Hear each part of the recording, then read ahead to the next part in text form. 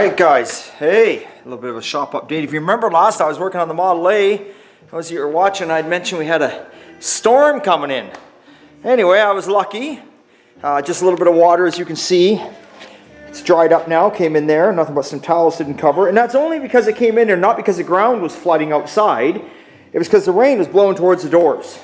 So that was my reason. As for my basement, well, started to come in the basement. Started coming through the doorway, but nothing an extra pump wouldn't handle and take care of. So everything is fine, but we are out in the floodplain. Where I live, complete floodplain. So if you're not familiar where I live, look up Fraser Valley, look up Sumas Prairie, Chilliwack. Especially for the Americans, look it up. You're going to see flooding like you wouldn't believe, and I'm right amongst it all. Okay, but anyway, let's forget about that shit, because Mother Nature didn't win this time. The Model T. Look at that. Ain't she purty? Mike did an awesome job. Look at the floors. Floors are all done. Steering's in. Now you guys all remember, and if you don't, you're going to have to go back and find the videos. This car came to me, the back half, the doors, the front half, and nothing else.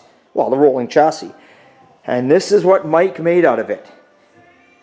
This is a one-off Model T. Look at the room in that sucker. You know, I'll be honest with you, because I'm an honest guy and you guys all know it out there. I'm not a Model T fan. They're small, they're cramped, they don't interest me. I'm sorry. I think they're neat, they're cool, you know, like they're a big part of history, but I would never ever go buy one or have one. But if I had to have one, and I'm not saying this because it was done here at our shop, but I like this one because of so much room. Like, look at the room in there. If you put a bench seat across there, you could squeeze 3 people in, but you can definitely get 2 people in there with tons of room. So I like this one. It's neat.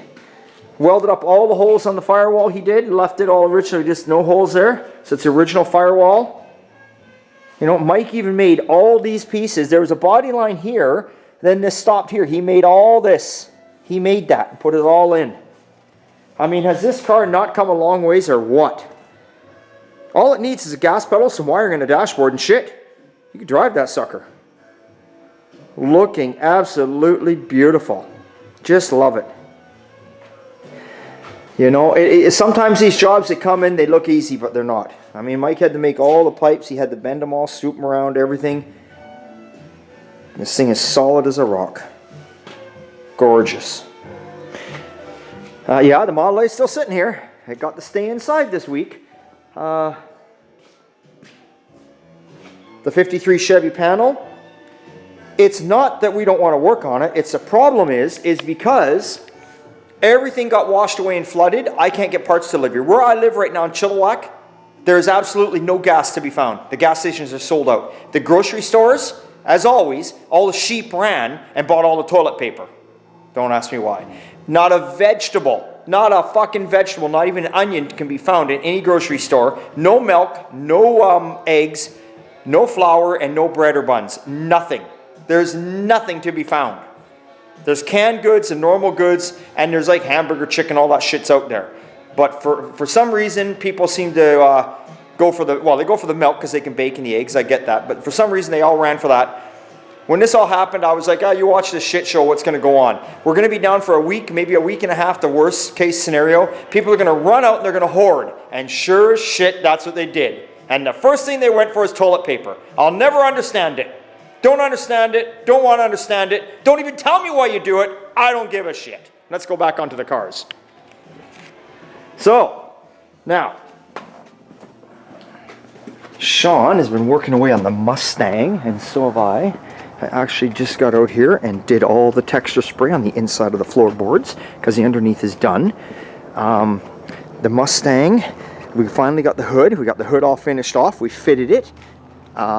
Sean's got it all blocked. He's got it in first primer. Obviously every panel, like I say, always needs a bit of body work, even when they're new. So you can see I got it all masked off here. Just sprayed all the floor in the texture. Everything is sprayed. She's done, looking good. So it's gonna happen now. We're gonna let her dry up overnight. Then tomorrow we're gonna wheel her back in and we're gonna start painting all the inner fenders, rad support, all that's gonna get painted satin black. Then Friday we're going to paint the dash and the top of the firewall, and the door jambs are all going the red that it's supposed to go. Then we'll leave it sit up till at least Tuesday, let it harden up really good. Then we can put the engine and tranny in, get all the brakes up in it, get the steering column in it, and hopefully by then the roads are open and we're starting to get some parts because we're waiting on the wiring harness. But right now we can't get nothing. I can't get any parts. I can't get nothing. If they don't have it in the store, can't get it.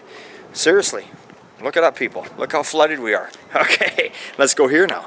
Sean is working on the 67 Ford. He's plugging away here.